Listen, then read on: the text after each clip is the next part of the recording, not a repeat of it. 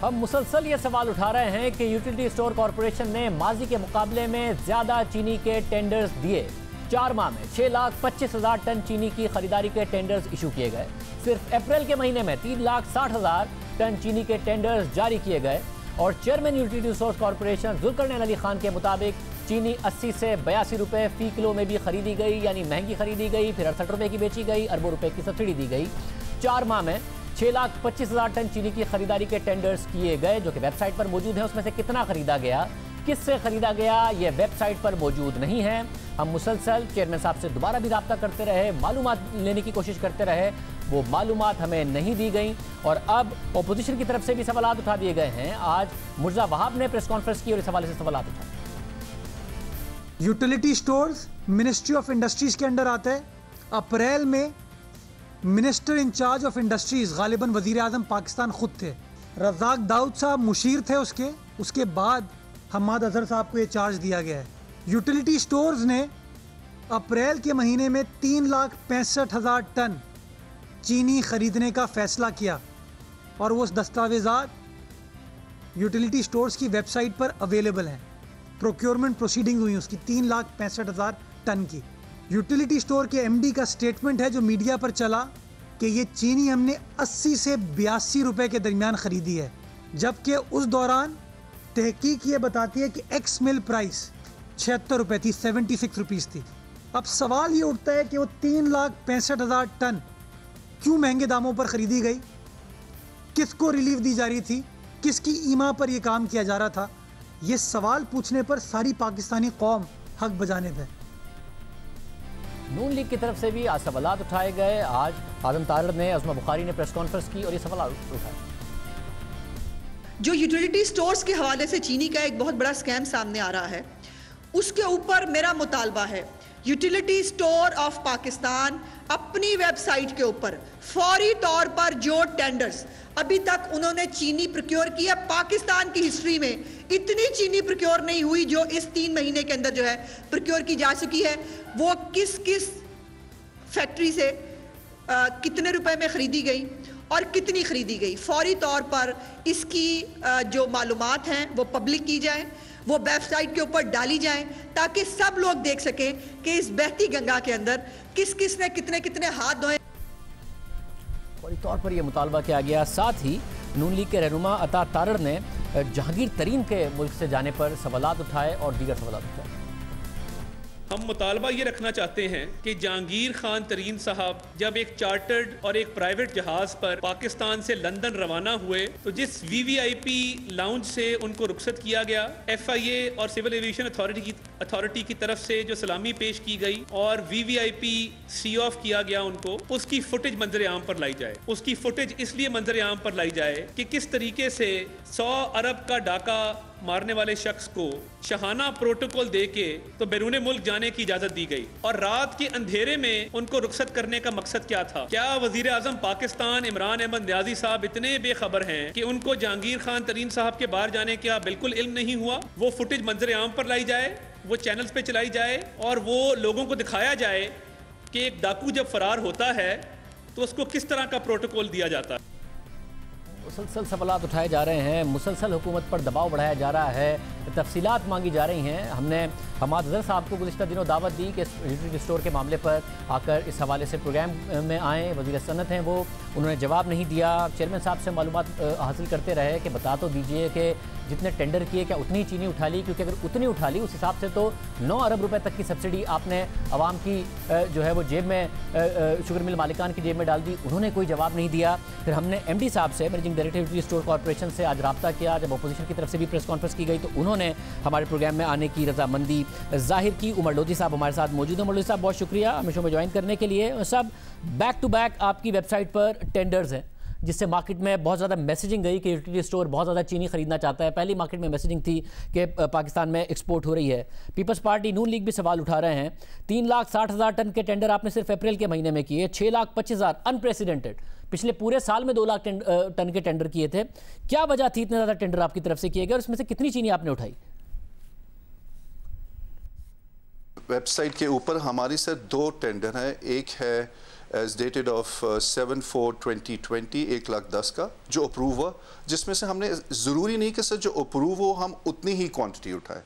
It all depends कि how much हमारी requirement है। हम एक अप्रूव ले लेते हैं, टेंडर हम विन कर लेते हैं, जो भी लोएस्ट बिडर होता है उसको हम दे देते हैं और वो उससे फिर जितनी हमारी क्वांटिटी होती है, so that is as per rules. दूसरा टेंडर था हमारा 28/4/2020 को, वो 2 लाख टन का था, वो स्क्रैप टेंडर है।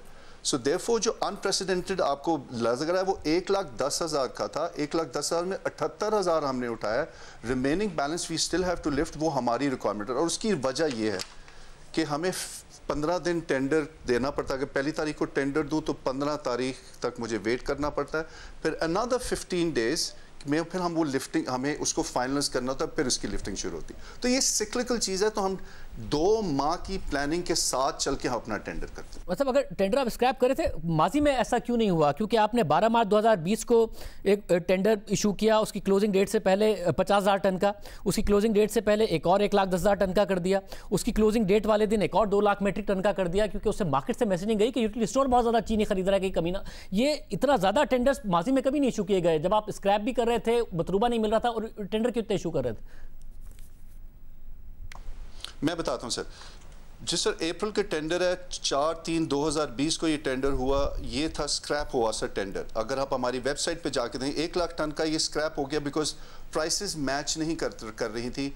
और कुछ किसी ने भी जो हम प्राइस देख रहे थे, हमारे साथ 2 बैरोमीटर्स होते हैं, एक हम प्राइस इंडेक्सिंग करते हैं जो स्टैटिस्टिक्स आते हैं अखबार में, और दूसरा बिजनेस रिकॉर्ड में जो प्राइस आती है उसके साथ हम उसको मैच करते हैं। तो उससे ये बहुत ज़्यादा ऑफ था, तो वो पहला टेंडर स्क्रैप हो गया। उसके बाद दूसरा टेंडर हमने किया जो अभी आपने कहा 9/3/2020 को, ये था सर 30,000 टन का, ये अप्रूव हुआ। उसके बाद द नेक्स्ट टेंडर दोबारा हमने किया 17 को, बिकॉज 30,000 टन में हमारी रिक्वायरमेंट पूरी नहीं हो रही थी। फिर हमने उस 17/3 को टेंडर किया, जो अप्रूव हुआ 75 का था। इसमें से हमने 20,000 टन किया, 75 था, लेकिन एक ही मिल आई जिससे हम सिर्फ 20,000 टन उठा सके, बाकी मिलें इसके लिए क्वालिफाई नहीं की। इसके बाद फिर हमने 24 का एक टेंडर किया जो हमने 30,000 टन का, और ये अप्रूव हुआ। तो ये अब जब आप इसको इंडिविजुअली देखेंगे तो then you will get to know कि इसमें से 2 टेंडर स्क्रैप हुए, 2 अप्रूव है, और उसको फिर हमने यूटिलाइज किया। इट इज़ नॉट कि ये चारों के चारों हुए, तो ये रीज़न बनता है सक्सेसिव 4 टेंडर्स आने का सर। मगर आपने एक रमज़ान से पहले एक 50,000 टन का किया, उसमें से 20,000 टन चीनी ले ली, फिर आपने 1,10,000 का किया, उसमें से आप बता रहे हैं आपने 78,000 टन चीनी उठा ली, यानी कि तकरीबन 1 लाख टन आ गई। पिछले किसी रमज़ान में 20,000 टन से ऊपर नहीं उठाई थी। अगर आपके पास 1 लाख टन आ गई थी तो आपने उसके बाद एक 2 लाख मीट्रिक टन का टेंडर क्यों किया? क्योंकि उसको आपने बाद में स्क्रैप कर दिया, क्योंकि रमज़ान से पहले तो मार्केट में मैसेजिंग ये देनी थी कि भाई बहुत ज़्यादा चीनी है, ताकि जो मैनिपुलेटर्स हैं उनको मौका ना मिले, स्पेकुलेटर्स को मौका ना मिले। जब आपने 2 लाख टन का किया, हालांकि आपके पास चीनी आ गई थी, तो उससे तो उल्टा इन्फ्लेशनरी प्रेशर आपने क्रिएट कर दिया, हालांकि स्टेबलाइजेशन का काम था यूटिलिटी स्टोर का। इसमें हमने जब वो हमारी रिक्वायरमेंट पूरी नहीं थी, बिकॉज हमें अपना बिल्डअप करना था स्टॉक रमज़ान के लिए। रमज़ान में हमारी जो रिक्वायरमेंट जो एंटीसिपेटेड थी वो 75,000 मीट्रिक टन थी, और रमज़ान की हमारी जो सेल हुई है वो 65,000 मीट्रिक टन है।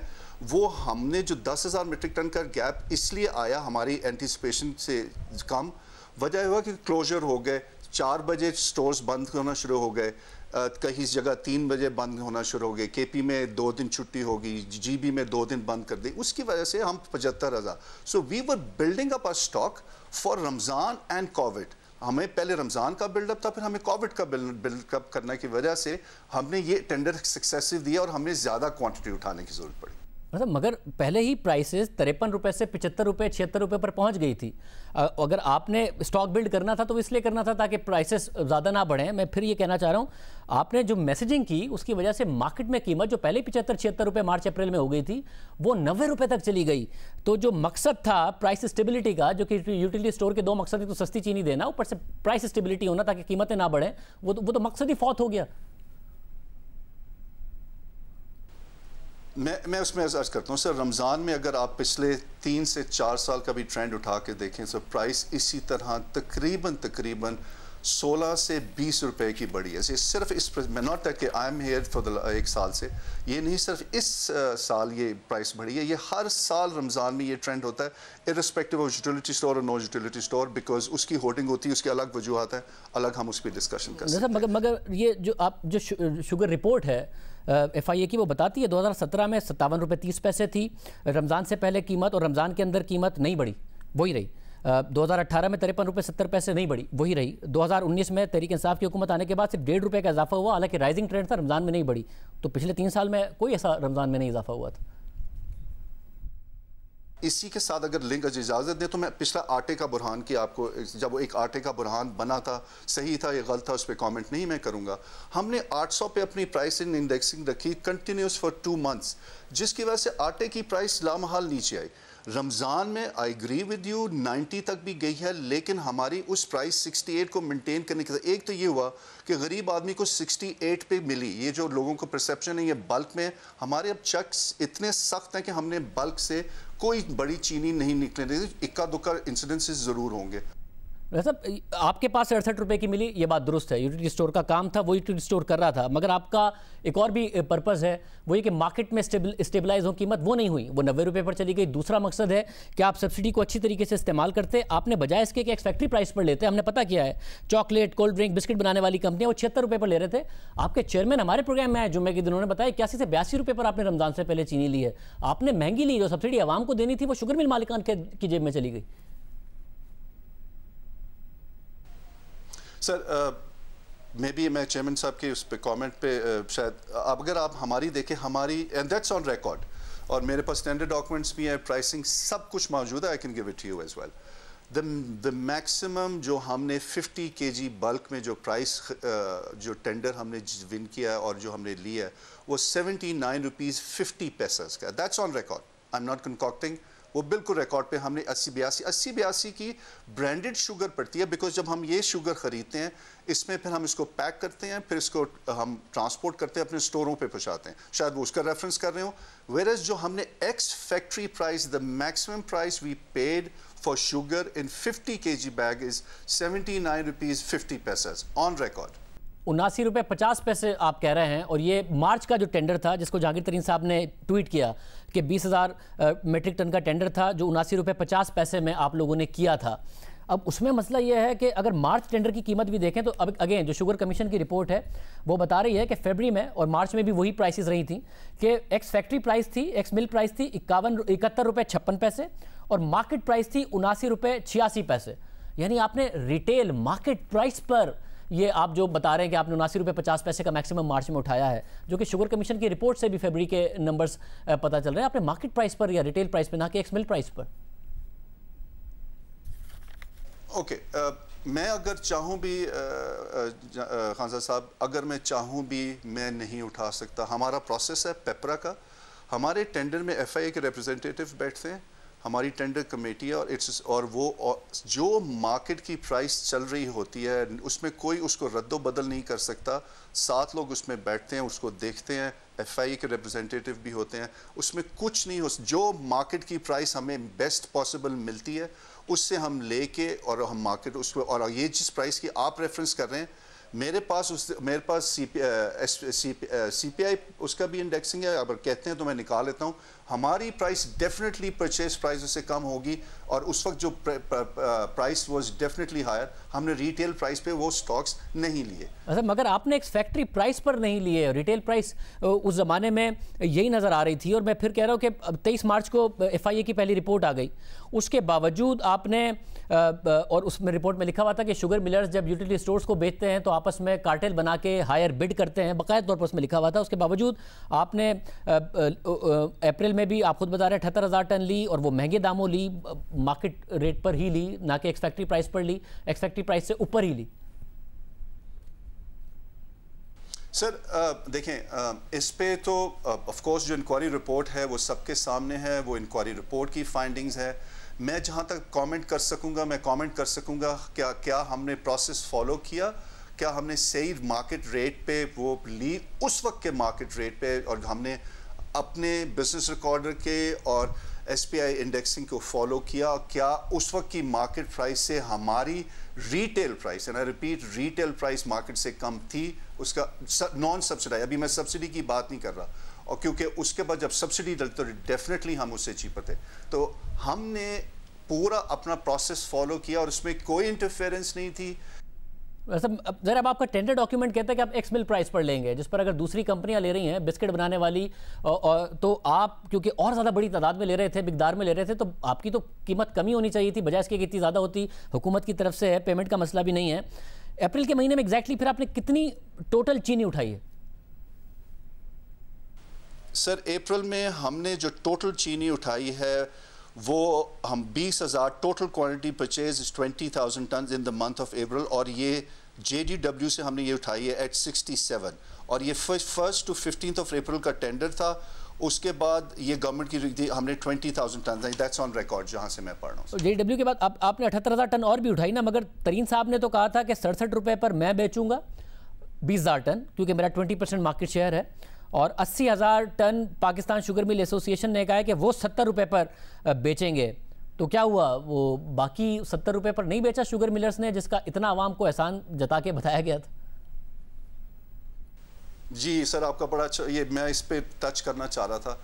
ये हुआ सर ये कि तरीन साहब, बाकी सब ने 70 का था, जहांगीर तरीन साहब ने कहा कि जी मैं 67 का आपको दूंगा, लेकिन जब वो न्यूज़ में आया तो उसकी वजह से इतना ऐसे हो गया कि शायद इसको भी शुगर मिल एसोसिएशंस को फ़ायदा दिया जा रहा है। अगर आप याद करें तो तमाम मीडिया पे हुआ कि जी ये ये टेंडर के साथ नहीं ले रहे, टेंडर के बगैर डायरेक्ट परचेज लेने जा रहे हैं, तो हालांकि ऐसा नहीं था। इवन जहांगीर तरीन साहब से भी जब हमने शुगर परचेज की, ये हमने टेंडर किया, और उसको भी हमने टेंडर करना था, बट न्यूज़ आइटम चली जिसकी वजह से शुगर मिल एसोसिएशन ने कहा जी ठीक, हमारा तो गुडविल जेस्चर था, इस पे मिलाइन किया गया, तो दे बैक्ड ऑफ, बल्कि उसमें हमें नुकसान हुआ, कंज्यूमर को नुकसान हुआ। जो 70 रुपए की हमें चीनी लेनी थी वो 73-74 की जाके, शायद उससे भी ज़्यादा, मैं अभी प्राइस को देख के बता देता हूँ, तो उससे भी ज़्यादा जाके हमें लेंगे, उसमें कंज्यूमर का भी नुकसान हुआ, गवर्नमेंट का भी नुकसान हुआ, and that was I think was not a fair deal.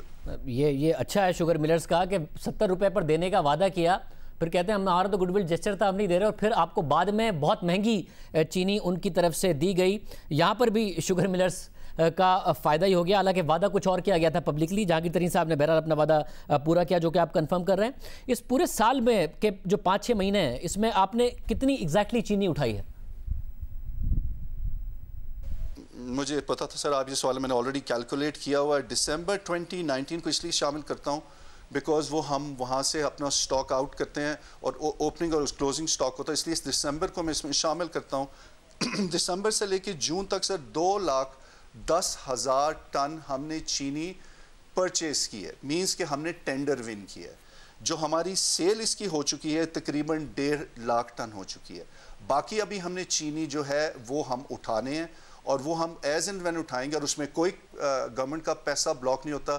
जितना हम उठाते हैं हम उतने की पेमेंट करते हैं, हम टेंडर विन कर लेते हैं, ताकि 1 माह हम 2 माह एज आई सेड एडवांस चलते हैं, ताकि हमारी परचेजिंग का साइकिल चलता है। सब तो ये पूरे साल में आप जो चीनी का अमाउंट बता रहे हैं, इतना आपने पूरे साल में पिछले में नहीं उठाया, उससे पिछले साल में नहीं उठाया, जितना 4 से 5 माह में चीनी मार्केट से ख़रीदी गई, और ऐसे वक्त में जब मार्केट में कीमत स्टेबलाइज करने की ज़रूरत थी। इसकी क्या वजह थी? मेन वजह ये हुई कि हमारे पास कोविड और रमज़ान दोनों एक टाइम पे आए, तो हम एज आई सेड 65,000 टन सिर्फ हमने 32 दिन की सेल है, विच इज़ रमज़ान की, जो हमें प्री रमज़ान हम लॉन्च करते हैं।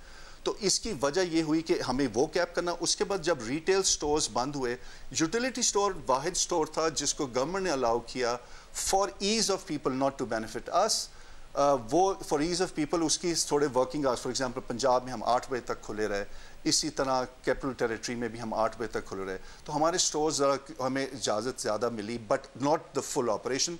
तो उसके लिहाज से हमारी जो क्वांटम, मैं आपको एग्जांपल देता हूँ, रमज़ान में हमारी रिकॉर्ड सेल है 22 अरब की, जो यूटिलिटी स्टोर की हिस्ट्री में इन 32 दिनों में हम सिर्फ 22 अरब की सेल की है, जो आज तक यूटिलिटी स्टोर में नहीं हुई।